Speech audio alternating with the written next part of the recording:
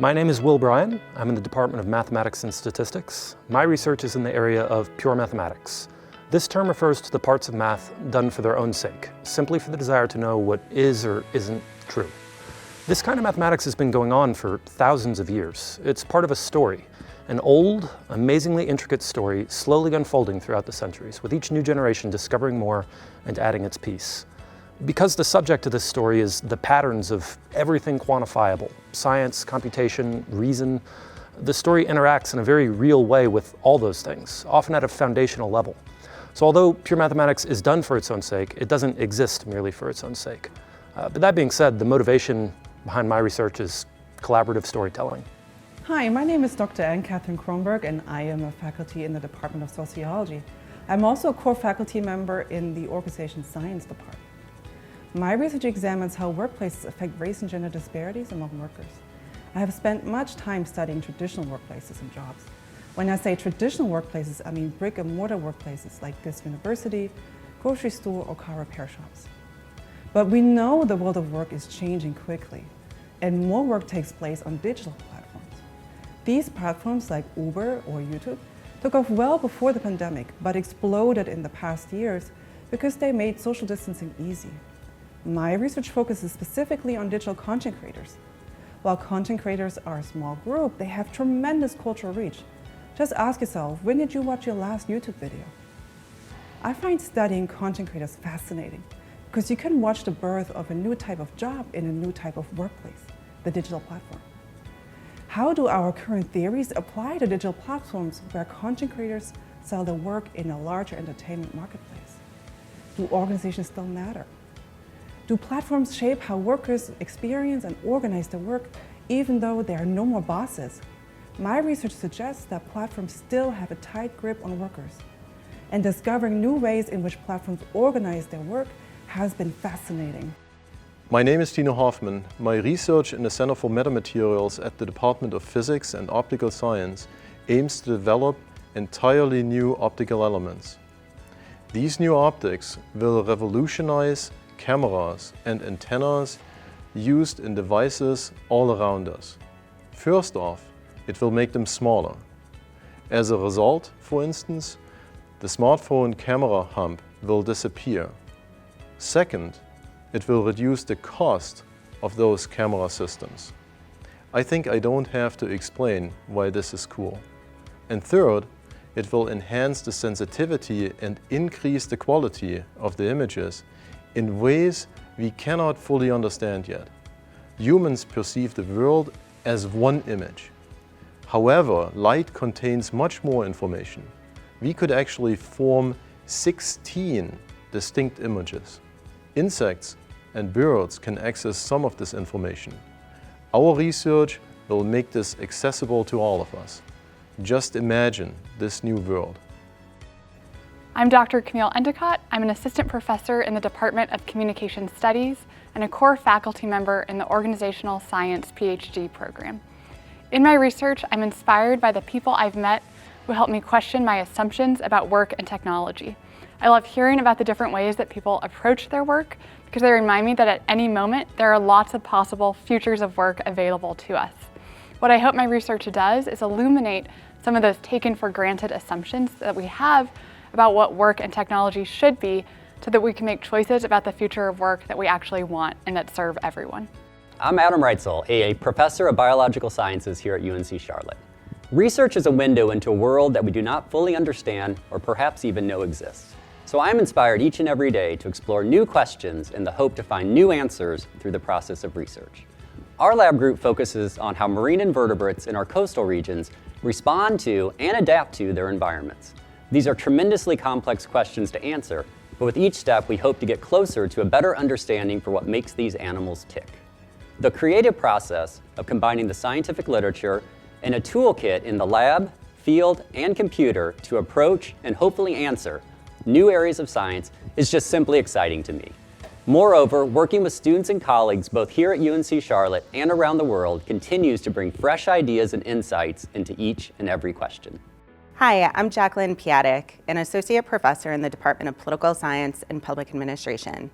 With funding from the National Endowment for the Arts, I hope our project not only advances research on representation in workplaces, leadership, and the arts, but also provides actionable steps to make museums more inclusive. For example, preliminary findings on object labels show labels using an art educational approach are more broadly appealing. And I'm happy to be collaborating with Alexandra Olivares, an alum of our Masters in Public Administration program, who works in an evaluation role at the Mint Museum. The mix of research and practice is vital to this conversation and to move the field forward so museums can be welcoming to all. My name is Juan Vivero Escoto. I'm an associate professor in the chemistry department. My group is inspired to solve relevant biomedical issues using nanoparticles.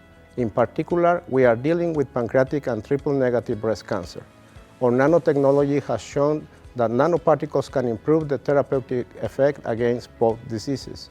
We are very excited about our findings, and we are hoping to push this technology to clinical applications.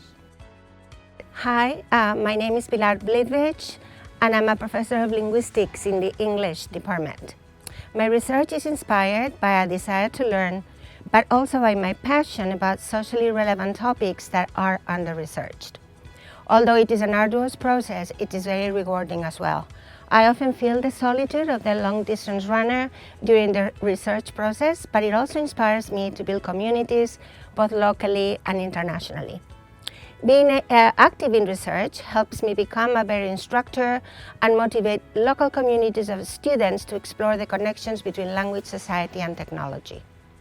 And internationally, throughout the last decade, by having helped other scholars' research come to fruition, through my role as founding and co-editor-in-chief of a top-rated journal that explores the role of conflict in human communication.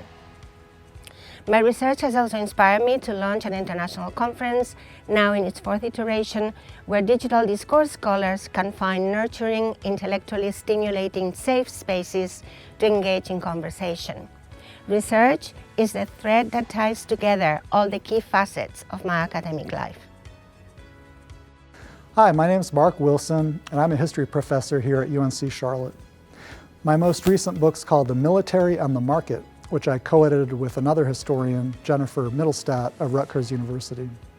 Right now I'm using a generous grant from the Carnegie Corporation of New York to write a book about the history of the US defense sector from the 1950s to the 2020s. In this work, I'm using original research to provide a new account of what President Eisenhower once called the military-industrial complex. Today's policymakers need to know more about its history because they no longer remember the origins of many current practices, and they don't fully appreciate how much the defense sector has changed in recent decades and why. By illuminating this history, I offer today's policymakers a chance to widen their imaginative horizons as they work to improve US defense policy and global security. Hello, my name is Emma Kurgan. I'm an associate professor of global studies and women's and gender studies. I'm an interdisciplinary scholar of transnational feminisms and the feminist translator of Turkish and English. In my research, I explore the role of translation in fostering cross-border solidarities among feminist activists located in different geographies. So my work conceives translation as local and global activism. My upcoming book, Virgin Crossing Borders, presents such a case of translational activism. Following the Turkish translation of a feminist book, it illustrates how politically empowering cross-border dialogues can be achieved. In a world that is violently divided with borders, documenting the possibility of justice-driven global connectivities is urgent. By enabling critical conversations on how to ethically connect across borders and live together in our differences, which requires translation in our multilingual world, I hope my book will contribute to our understandings of global diversity and unity. I'm Barbara Tita, Assistant Professor in the Department of Religious Studies. Students in each and every class I teach have been affected by biblical texts. These have been used to serve religious, political, and economic agendas, from justifying slavery to oppressing vulnerable populations to rationalizing war. They are foundational texts for cultures across the globe. So it is critical to explore and interrogate what they say, as well as what has been claimed about what they say. Every student will be affected by how we read biblical texts. These texts are fascinating, funny, earthy, challenging, and at times painful. And so I'd have to say it is my students who inspire me. Their curiosity, their delight and humor, and their clarity ensures that I continue to do my best research and writing on their behalf.